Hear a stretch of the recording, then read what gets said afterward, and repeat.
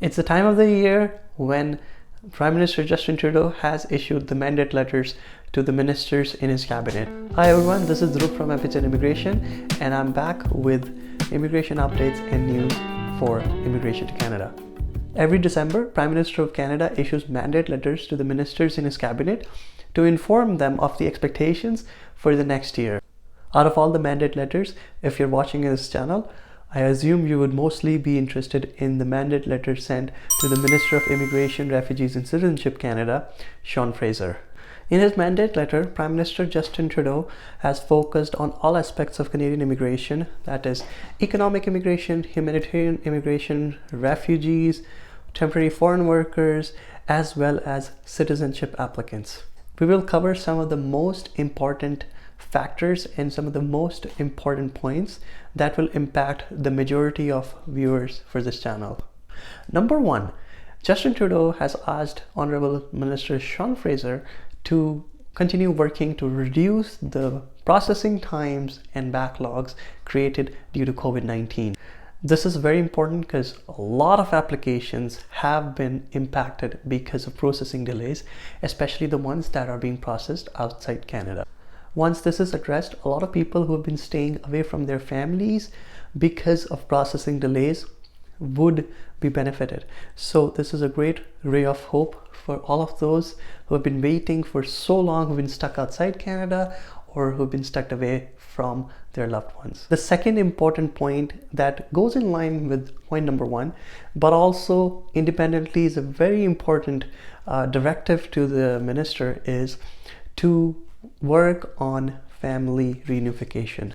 A lot of families have been spread apart because of immigration delays and because of immigration legislations. For example, for a spouse who is being sponsored for permanent residency outside Canada, it's almost next to impossible to get a visitor visa. Prime Minister Justin Trudeau has directed the Minister Sean Fraser to come up with some temporary resident pathway or temporary resident program to address the separation between the family members while their PR application is being processed outside Canada. This is huge because spousal sponsorship applications can take sometimes a long time, and while you're waiting for your sponsor's application to be processed, you can actually stay with your spouse inside Canada if what is mentioned by Justin Trudeau is actually implemented. Another important point is to continue working on Francophone immigration. Francophone immigration forms an important part, and the Government of Canada and IRCC have no doubt given a great deal of importance to Francophone immigration. This is known by express entry scores for French-speaking people. This was pretty much evident by TR to PR programs for French-speaking people. There was no cap at the number of applications. The applications, as long as you meet the CLB requirements for French language, you could just apply. And a lot of people took advantage of this during this recent TR to PR stream opening.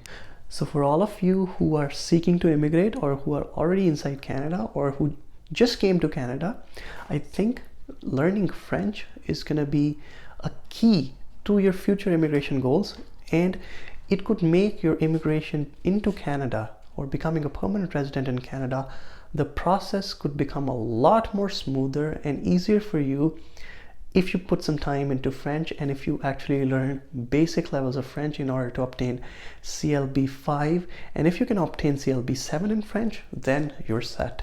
Another big point that might apply to a lot of you, and a lot of you must be eager to hear about, is to continue working on including more streams for international students in the express entry systems. Now, express entry, as you know, is the most common immigration stream in Canada, wherein you have to be a skilled worker, and if you're a skilled worker, you qualify for one of the 3 express entry programs. Now, Justin Trudeau mentions to create newer pathways for international students international students who are abundant and who contribute a great deal to the economy of Canada. Justin Trudeau wants to help them, and hopefully we will see, or we might see, newer pathways specifically designed or specifically benefiting international students in the express entry system. Justin Trudeau also wants to create a focus around local immigration. Currently, we either have the federal immigration programs, or most commonly we have the provincial nominee programs, and now we are seeing more localized programs such as the Rural and Northern Immigration Pilot Program and the Atlantic Immigration Program. Now, what Prime Minister Justin Trudeau is mentioning about is a municipal level program where different municipalities can create their nominee programs in order to nominate people and help them with their permanent residence.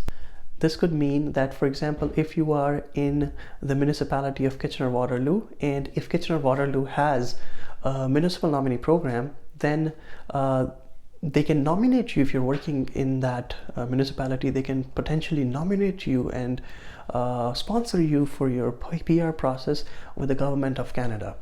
Now, this is huge, not only for the municipalities, but also to kind of help the municipalities grow, and in order to take the strain away from bigger cities such as Toronto or Vancouver or Calgary or Montreal, and away into the smaller municipalities where young people can move in and they can contribute to the economy in those municipalities and create better prospects for themselves, as well as help the economy in those municipalities. So if you're new and just come into Canada, there are certain things that you can think of in order to meet your immigration goals. Number one, always keep express entry in your mind. If you're an international student and you are working a skilled job, hopefully next year we might see some new additions into the express entry system for international students. Number two, also think about the Rural and Northern Immigration Pilot, or more community-specific pilot programs, which can help you attain your permanent residence with a lot less requirements, provided you work or study in one of these rural communities. When you make the decision to move to Canada, this is something you can keep in mind when deciding where you're gonna go when you land in Canada. Most of the people want to go to bigger cities, but you want to keep in mind that trying to go into these smaller cities such as Sudbury, Ontario, Thunder Bay, Brandon, Manitoba, Sault Ste. Marie, Ontario, can actually help you a great deal in the future in order to obtain your PR status. At the last, this is, I believe, in my opinion, this is the most powerful thing, and this is the most valuable thing that you can do, and that is learn French. Because French is always going to be one of the things that the Canadian government will prioritize and will incentivize people to do. If you learn French, you might see more Francophone programs coming up, which can help you a great deal in your PR process. Secondly, the express entry system does reward you for knowing French.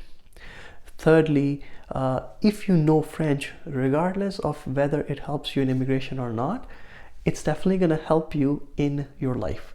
It's a new language, it's a new skill. Knowing a new language, especially French in Canada, which is the national language, is going to open more doors to government jobs, to other employment. If you're living in Quebec, it makes your life a whole lot easier if you know French. So that is the main gist from this mandate letter. If you go over this mandate letter, you will find some more additions into this. However, these are the most common things that will impact most of the people and most of the newcomers in Canada. So guys, there it is. Learn French, focus on rural immigration, and be ready in case there is some tier to peer program again. Get your IELTS done, get your police clearance done from the home country if you're not planning to visit that home country again. In case you do need a medical exam for future programs, make sure that you have enough time to get that done. that's it for today. Hopefully you got something out of this video. If you did, hit the like button and subscribe to this channel. I'll see you in the next video. Thank you.